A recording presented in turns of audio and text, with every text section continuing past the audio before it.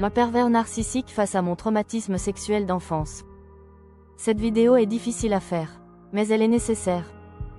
Parce que trop de femmes se taisent, parce que trop de corps se figent, et parce que certains osent réclamer l'amour là où il y a encore des plaies ouvertes. Je vais vous parler de ce que c'est, de vivre un traumatisme sexuel d'enfance, et de croiser, plus tard, un pervers narcissique. Quand le corps se souvient, quand on a été violé enfant. Le corps garde une mémoire. Une blessure invisible mais indélébile.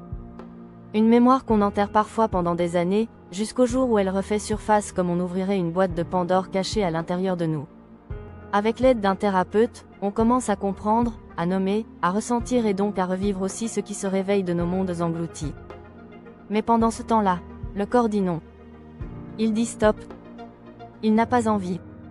Il a besoin de sécurité, de lenteur, de respect.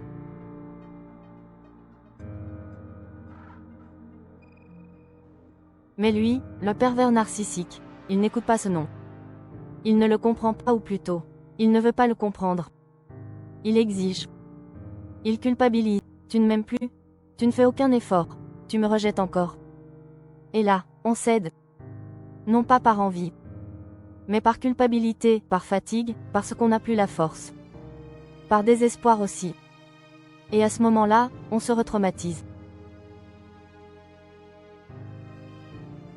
On revit sans le savoir, l'impuissance d'autrefois. Ce n'est pas du sexe.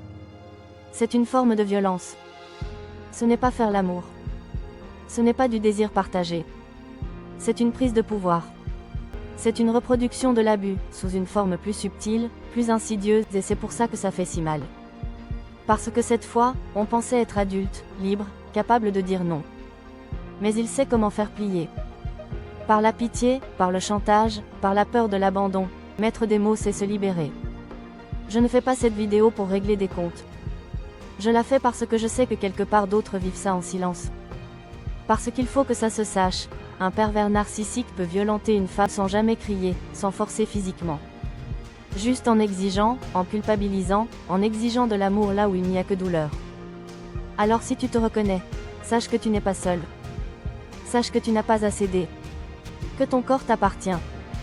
Et que guérir, c'est aussi apprendre à dire non. Si cette vidéo t'a parlé, si tu connais quelqu'un qui pourrait en avoir besoin, partage-la. Ensemble, on peut briser le silence. Et redonner au mot consentement tout son sens.